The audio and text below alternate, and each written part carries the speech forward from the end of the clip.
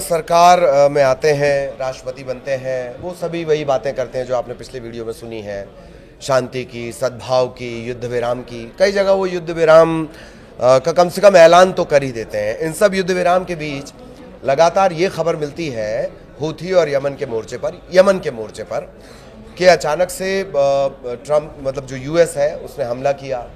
अगर हालिया आंकड़ों की बात करें, जो हूथी ऑक्युपाइड जिसको हम कहते हैं, हूथी अधिकृत इलाके का स्वास्थ्य मंत्रालय वो कह रहा है 123 लोगों की जान चली गई। ज़्यादातर इसमें बच्चे और महिलाएं हैं। आनंद हमारे साथ जुड़े हुए हैं। आनंद के ज़रिए हम इन तमाम चीज़ों को समझेंगे। एक पॉइंट ये रहेगा कि यमन में दरअसल चल क्या रहा है। दूसरा मसला ये रहेगा कि इजराइल को भी कोशिश करेंगे सबसे आखिर में सबब करने की। दूसरा मसला ये रहेगा कि आखिर इतनी हूथियों से इतनी दिक्कत क्या है। तीसरा मसला ये भी हम इसे टच करने की कोशिश करेंगे कि एक तरफ ईरान से डील चल रही है, दूसरी तरफ ईरान हूथी को सपोर्ट करता है। अब जब हूथी पर हमला हो रहा है तो क्या है, ये कौन सी रिश्तेदारी चल रही है?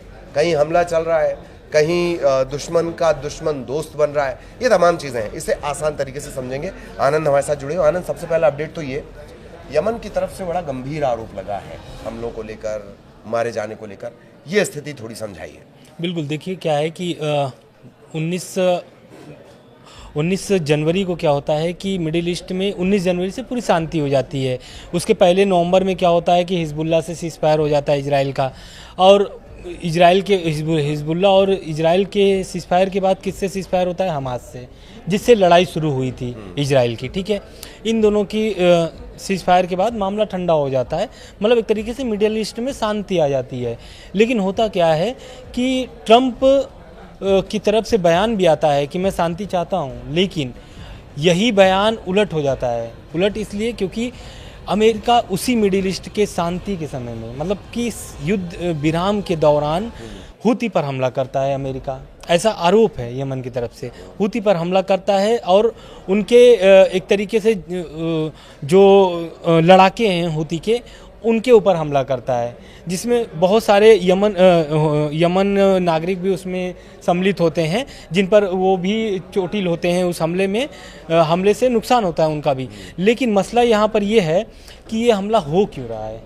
हो इसलिए रहा है, दरअसल मार्च के मध्य से अमेरिका लगातार हूती विद्रोहियों पर हमला कर रहा है, और ये हमला लगातार किया जा रहा है। लेकिन जो हूती नियंत्रण वाले यमन स्वास्थ्य विभाग है, उसने कल रविवार को एक आंकड़ा जारी किया है, जिसमें उसने एक तरीके से अमेरिका पर डायरेक्ट आरोप लगाया है। आरोप ये लगाया है कि अमेरिका जो है वो यमन के नागरिकों पर हमला कर रहा है, जिसमें 123 आम नागरिक लोगों की मौत हुई है, और उसमें करीब 250 से ज़्यादा लोग घायल भी हुए हैं। तो कहीं ना कहीं इस आरोप के बाद से एकदम मतलब मिडिल ईस्ट में क्या होता है ना कि हड़कंप मच जाता है, क्योंकि अमेरिका का दावा यह है कि हम हूती विद्रोहियों पर, यानी हूती लड़ाकों पर मैं हमला कर रहा हूँ, ना करके यमन के नागरिकों पर। लेकिन अभी जो हूती नियंत्रण के जो स्वास्थ्य विभाग की तरफ से आंकड़ा जारी किया गया है, या फिर जो दावा किया गया है, वो एकदम विपरीत है। तो कहीं ना कहीं इस मामले को लेकर के हो सकता है कि अभी यूएन भी इस पर एक्शन ले ले, क्योंकि आम नागरिकों की अगर मौत हो रही है तो बिल्कुल। हालांकि जिस यूएन का आप जिक्र कर रहे हैं, ऐसा लगता है कि अमेरिका का नाम आने के बाद वो बस एक औपचारिक बॉडी बनकर रह जाता है, नाम की बॉडी, औपचारिक भी नहीं कहना चाहिए। स्वेज नहर का एक एंगल है, मैं थोड़ा बता दूं दर्शकों। बिल्कुल। स्वेज नहर तकरीबन 190 किलोमीटर और 100 अगर मील में आप इसे गिनेंगे 120 मील का ये इलाका है। भूमध्य सागर को रेड सी से जोड़ता है। रेड सी बड़ा इंपॉर्टेंट है और ये बड़ा व्यापारिक कॉरिडोर है। ये तकरीबन 6000 किलोमीटर के फेरे को एकदम कम करके 190 किलोमीटर पर ले आता है। यूरोप और एशिया, इनकी कनेक्टिविटी भी इसी के जरिए है। अगर बात कर लिया जाए अधिकार की, तो मिस्र का इस पर एक अधिकार आप कह सकते हैं। अच्छा, स्वेज नहर को याद करने का सबसे अच्छा तरीका, कुछ समय पहले खबर बहुत सुर्खियां बनी थी कि बड़ा सा जहाज छोटी सी नदी में फंस गया है। कई दिन तक आपने वो तस्वीरें देखी। क्या अमेरिका हूथी पर, क्योंकि हूथी मैंने जितना आपने पिछली बार बताया था, आनंद नहीं बताया था कि वो वहां से जहाज पार होने नहीं दे रहा है। बिल्कुल, अमेरिका की नजर हूथी के सहारे उस समंदरी रास्ते पर है। उस पर अधिकार को लेकर, एकाधिकार तो नहीं हो सकता, पर अधिकार को लेकर है, ये भी माना जाए। बिल्कुल, दरअसल देखिए पूरी लड़ाई जो है ना, आप जो लाल सागर है, रेड सी, पूरी उसी की लड़ाई है। क्योंकि काफ़ी दिनों से अमेरिका का ऐसा मतलब ईरान हुतियों की तरफ से ऐसा दावा आ रहा है, बहुत सारे मिडिल ईस्ट के अखबारों में आ भी रही है, खबरें भी आ रही हैं कि जब से ये हमला शुरू हुआ है तब से हुती एक भी जहाज को पार होने नहीं दिए हैं। पार किधर होने नहीं दिए? यूरोप की तरफ, यानी मिडिल ईस्ट की तरफ। जितने भी जहाज होते हैं, दरअसल दुनिया की 10 से 14% व्यापार होता है लाल सागर होते हुए, जिससे कि जो अमेरिका अपना जो भी व्यापार करता है इस रूट से, तो इस रूट पे क्या होता है कि जितने भी इजराइल को भी अगर अमेरिका सहयोग भेजता है तो इसी रूट के माध्यम से भेजता है। तो कहीं ना कहीं जो मेन पॉइंट है इजराइल को सहायता देने का या फिर सहायता पहुंचाने का जो रास्ता है, वहाँ पर हुतियों का कब्जा है एक तरीके से लाल सागर पर। मैं एक चीज़ और बता दूं कि यमन में करीब 30% हुती विद्रोहियों का कब्जा है, मतलब सरकार पर नियंत्रण है 30%।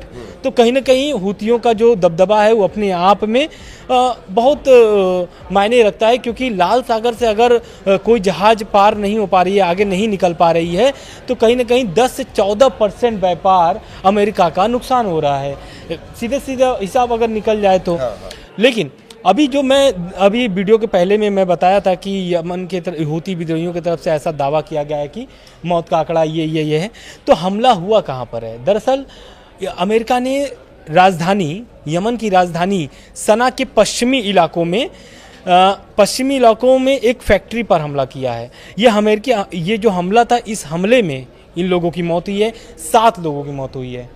और ये इसलिए इम्पॉर्टेंट हो जाता है कि जब आम नागरिकों पर जब हमला होता है ना, तो जाहिर सी बात है सरकार फिर खुल के बोलती है, क्योंकि यमन की जो सरकार है और हुतियों की जो यमन में सरकार है, दोनों में बहुत फर्क है।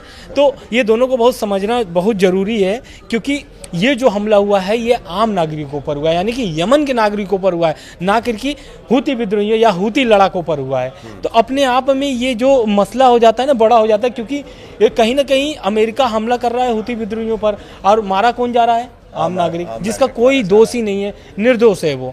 बिल्कुल। एक और बात भी है, ये दावे किए जा रहे हैं कि हमने हुती की तरफ से कि हमने अमेरिका के इतने ड्रोन गिरा दिए, उतने ड्रोन गिरा दिए। बिल्कुल। तो ये क्या एक माइंड प्रेशर टेक्टिक है या वाकई हुती संपन्न है? हालांकि जब मैं हुती के बारे में पढ़ रहा था, अल हुती ने उसे बनाया है, और माना जाता है कि वेपन्स उनके पास अच्छे खासे हैं। बिल्कुल। और ईरान की तरफ से तो मिलते ही हैं। ईरान के एंगल पे मैं बाद में आऊंगा, लेकिन ये दावे क्यों कि भैया हमने इतने ड्रोन गिरा दिया अमेरिका के?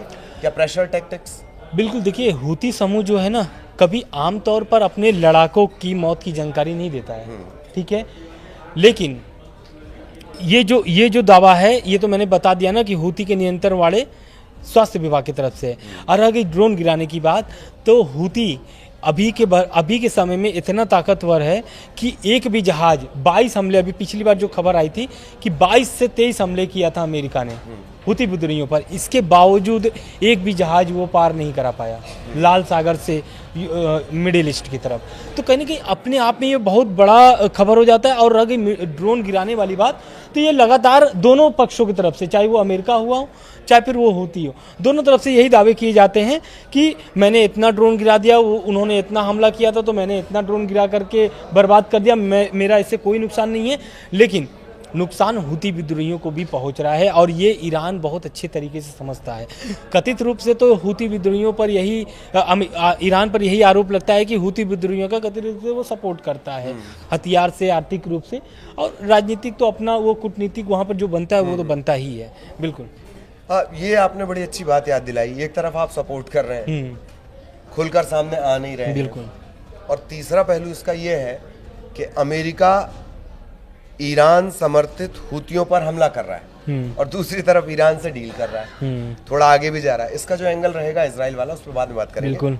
लेकिन अमेरिका एक से दोस्ती कर रहा है और उसके दोस्त को दुश्मन बताकर मार रहा है। बिल्कुल। ये बड़ा पेंच नहीं पैदा कर रहा है? बिल्कुल। देखिए, ईरान अभी क्या है कि बहुत सारे मोर्चों पर लड़ रहा है। पहला तो अभी जो अमेरिका ने जो शर्तें रख दी हैं ईरान के लिए कि भाई आपको इस शर्तों पर डील करनी होगी, वो अपने आप में बहुत उलझाने वाला है ईरान को, क्योंकि ईरान कभी भी नहीं चाहेगा कि उसकी ताकत छीनी जाए। किसी भी देश, कोई भी देश नहीं चाहेगा कि उसकी ताकत छीन ली जाए किसी भी देश के माध्यम से या किसी के देश के द्वारा।